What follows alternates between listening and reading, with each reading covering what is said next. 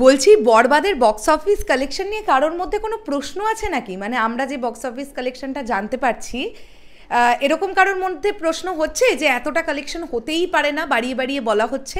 আমি জানি সাকিবিয়ান ভাইদের বোনেদের মনে কারোর মনে এই প্রশ্নটা উঠতেই পারে না, কিন্তু শোনো, আমাদের মাথায় রাখতে হবে কিছু হেটার্স তো আছে যারা বরবাদের এই সাকসেসটাকে মেনে নিতে পারছে না, যাদের মনে হচ্ছে যে প্রযোজক লস খাবে, 5 কোটি টাকা মতন নাকি লস খেতে চলেছে প্রযোজক।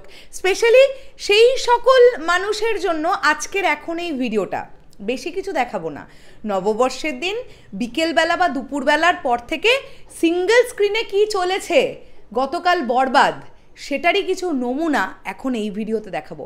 আমি সাকিবিয়ান ভাইদের বোনেদের বলবো, যদি তোমরা দেখো যে আমি এরকম কমন কোনো ভিডিও দেখাচ্ছি যে সিনেমা হলে তোমরাই বরবাদ দেখেছো, গতকাল নাই দেখতে পারো, তার আগে দেখেছো বা দেখবে বলে ভাবছো, সেটা কমেন্ট করে অবশ্যই জানিও, কিন্তু তাহলে আমাদের খুব ভালো লাগবে।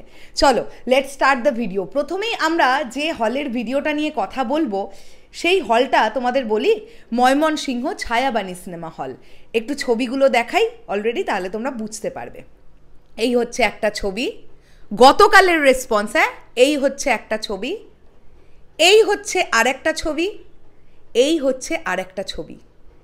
দেখতে পাচ্ছ সিনেমা হলের সামনে ভিড়টা ফিল করতে পারছো? এটা ময়মনসিংহ ছায়াবাণী সিনেমা হলের কিছু স্থির চিত্র তোমাদেরকে দেখালাম। এবারে তো দেখাতে হবে কিছু ভিডিও ডেফিনেটলি, তাই না? এবার তোমাদের যে ভিডিওটা দেখাবো এটা উল্কা সিনেমা হল গাজীপুর, গতকালের রেসপন্স। একটা সিটও ফাঁকা নেই, একটা সিট ফাঁকা নেই। দেখো,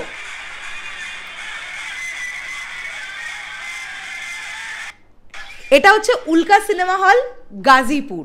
এইবারে আমরা যেটা নিয়ে কথা বলবো সেটা হচ্ছে, চলে আসি উল্কা সিনেমা হল গাজীপুরেরই বাইরের চিত্র। সিনেমা হলের বাইরে, সিনেমা হলের বাইরের ভিড়টা দেখুন, যে দর্শক টিকিটের জন্য অপেক্ষা করছে, এই ভিড়টা আমরা দেখতে পাচ্ছি উল্কা সিনেমা হল গাজীপুর। আচ্ছা, এরপরে দেখি আর কি কি দেখানো যায়, কোনো হলের রিয়াকশন দেখানো যায় কিনা তোমাদেরকে। এটা হচ্ছে সাভার সেনা অডিটোরিয়াম, গতকাল দুপুর 3টের শো। সাভার সেনা অডিটোরিয়াম গতকাল দুপুর 3টের শো। এটা একটা সিট ফাঁকা নেই, সমস্তটা হাউসফুল, সমস্তটা হাউসফুল। ভাই লেভেলের ক্রেজ গেছে, লেভেলের ক্রেজ গেছে গতকাল বরবাদের। এই সিঙ্গেল স্ক্রিনগুলো থেকে গতকাল বরবাদ কত টাকার যে বক্স অফিস কালেকশন করেছে তা মানে কোনো সীমা পরিসীমা নেই। কত টাকার হিসেব হয়তো আমরা পাই না, তাই না? এক্স্যাক্টলি, হতেই তো পারে আমরা হয়তো জানি না, পাই না সেই হিসেব। তো আমার কাছে আপাতত এই কটাই আছে। দাঁড়াও আর একটা দেখি আছে কিনা, যদি পাই তাহলে তোমাদেরকে দেখাবার চেষ্টা করি। ঢাকার মধুমিতা সিনেমা হল গতকাল, এটা হচ্ছে সন্ধ্যে 6টার শো এর আগে, বাইরে মধুমিতার বাইরে। মাথায় রেখো গতকাল কিন্তু 15তম দিন ছিল বরবাদের। গতকাল এই অবস্থা হয়েছিল, রাস্তাঘাট জ্যাম হয়ে গেছে, রাস্তাঘাট জ্যাম হয়ে গেছে। এই এক্স্যাক্ট সেম চিত্র আমরা সাভার সেনা অডিটোরিয়ামের ক্ষেত্রে দেখেছি, যে বাইরে এত দর্শক যে একদম মেন রোড জ্যাম হয়ে গেছে। ঢাকার মধুমিতার ক্ষেত্রেও তাই। ঢাকার মতন একটা শহরে, বাংলাদেশের রাজধানী, সেইখানে এই রকম দর্শকের ক্রেজ, রাস্তাঘাট জ্যাম হয়ে যাচ্ছে, গাড়ি ঘোড়া পাস করতে পারছে না, এই রকম একটা ক্রেজ 15তম দিনে এসে বরবাদ দেখেছে।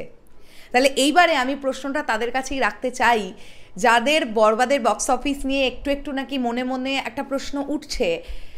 আপনাদের কি মনে হয় বরবাদ কত টাকার বক্স অফিস করতে পারে গতকালের ডেটে?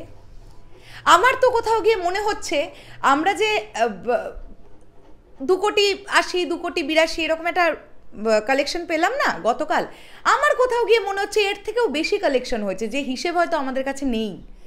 কারণ ওই যে সিঙ্গেল স্ক্রিনে তো কোনো হিসেব পাওয়া যায় না, এক্স্যাক্টলি কোনো টিকিটিংয়ের বন্দোবস্ত নেই।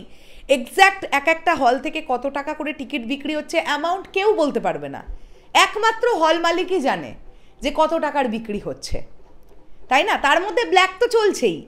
যেদিনই বরবাদের রেসপন্স চূড়ান্ত লেভেলে, সেদিনই ব্ল্যাকের পরিমাণ বেড়ে যাচ্ছে। তো এই রেসপন্স গেছে গতকাল, কিছু প্রমাণ দিলাম, ব্যাস আর কিছু না। শেষ করলাম ভিডিওটা, আসছি আবার খুব শিগগিরই নতুন কোনো ভিডিও নিয়ে। তাহলে এখনের জন্যে টাটা।